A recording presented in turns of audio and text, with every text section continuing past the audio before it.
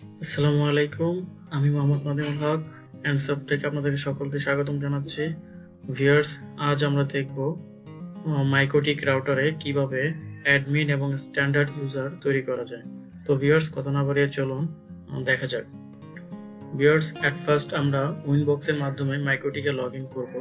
তার জন্য উইনবক্সে double click করব। ক্লিক করার পর ভিউয়ার্স আমরা একটা ইন্টারফেস দেখতে পাচ্ছি। আমরা কানেক্ট হতে পারি, আইপি দিয়েও হতে পারি অথবা ম্যাক অ্যাড্রেস দিয়ে হতে পারি। তো আমাদের রাউটারটি যেহেতু কনফিগার করা আছে, আমরা আইপি দিয়ে কানেক্ট হব। দেন ভিউয়ার্স, আমরা বাজার থেকে যখন মাইক্রোটিক কোনো রাউটার নতুন ক্রয় করে নিয়ে আসি, তখন এক ধরনের একটি ইউজার থাকে, অ্যাডমিন ইউজার, যা by default log in user admin থাকে এবং পাসওয়ার্ড ব্ল্যাঙ্ক থাকে। তো ভিউয়ার্স, এখানে কোনো পাসওয়ার্ড দেওয়া লাগবে না। দেন হচ্ছে আমরা কানেক্টে ক্লিক করব। ভিউয়ার্স, আমরা উইনবক্সের মাধ্যমে মাইক্রোটিক রাউটারে লগ ইন করেছি।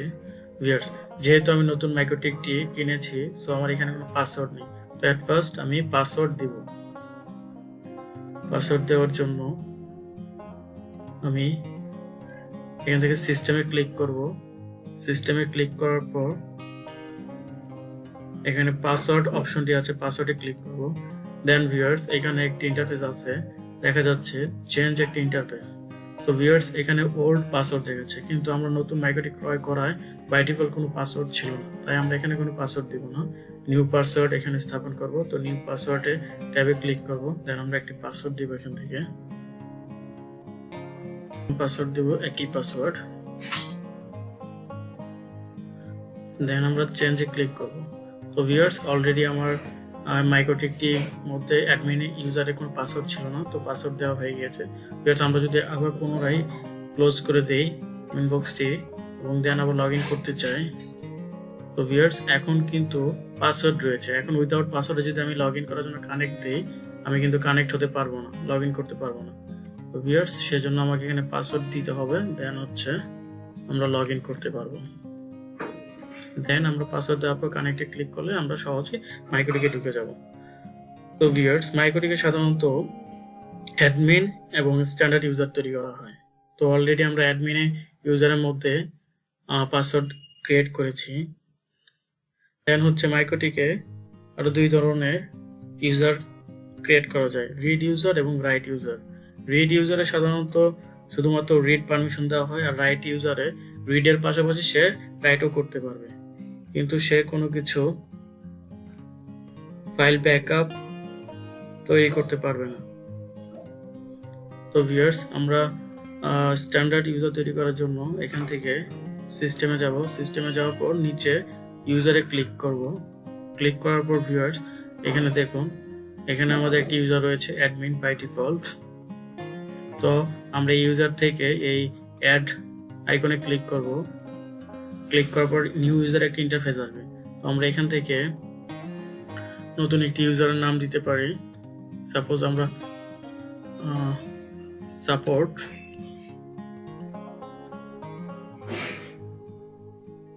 ইউজার নেম সাপোর্ট দিলাম।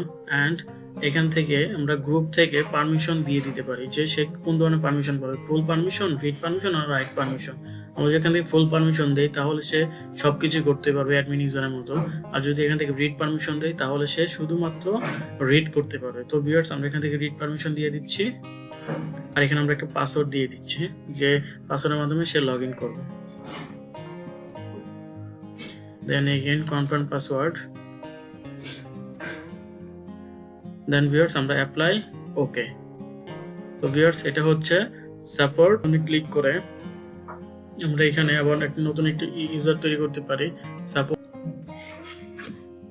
নাম দিলাম এবং গ্রুপ থেকে এখান থেকে রাইট পারমিশন সিলেক্ট করে দিলাম। দেন হচ্ছে পাসওয়ার্ড দিলাম। Then viewers, apply and okay.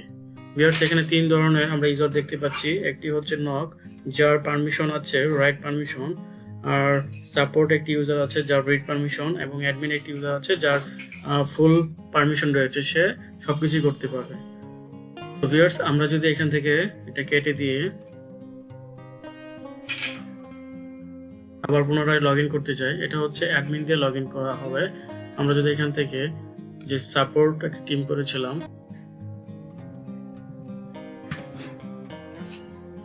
Viewers আমরা সাপোর্ট দিয়ে লগ ইন করেছি। দেন হচ্ছে আমরা এখান থেকে সাপোর্ট ইউজারকে আমরা শুধু রিড পারমিশন দিয়েছিলাম। ভিউয়ার্স আমি যে সাপোর্ট ইউজারটি তৈরি করেছিলাম সাপোর্ট নেম দিয়ে, তো আমি সেটিতে লগ ইন করেছি। তো ওইটাকে সাপোর্ট ইউজারকে শুধুমাত্র আমি রিড পারমিশন দিয়েছিলাম, কোনো রাইট পারমিশন দেইনি। সো ভিউয়ার্স আমরা যখন কোনো কিছুতে এডিট করতে যাব তখন কিন্তু আমরা কোনো কিছু এডিট করতে পারবো না, সব ডিসেবল হয়ে যাবে। কোনো কিছু ক্রিয়েট করে শুধু কোনো কিছু ক্রিয়েট করতে পারবো না, শুধুমাত্র জাস্ট সে দেখতে পারবে, মনিটরিং করতে পারবে, আদারওয়াইজ কিছুই করতে পারবে না। তো ভিউয়ার্স আমি যদি আবার এটা কেটে দিই এবং নতুন করে লগ ইন করি অ্যাডমিন ইউজারে, যাকে আমরা পারমিশন দিয়েছিলাম, রিড রাইট সবকিছু করতে পারবে সে। ভিউয়ার্স এটা আমি অ্যাডমিন ইউজার দেখে লগ ইন করেছি, এখান থেকে আমি যে কোনো ধরনের কাজ করতে পারবো, এডিট করতে পারবো, সবকিছু করতে পারবো। তো ভিউয়ার্স ধন্যবাদ শেষ পর্যন্ত ভিডিওটি দেখার জন্য। ভিউয়ার্স যদি ভিডিওটি ভালো লাগে থাকে অবশ্যই ভিডিও লাইক শেয়ার করবেন এবং আমার চ্যানেলটিকে সাবস্ক্রাইব করবেন। Thanks for watching. আবারও পরবর্তী কোনো ভিডিওতে দেখা হবে। সেই পর্যন্ত সুস্থ থাকুন, ভালো থাকুন।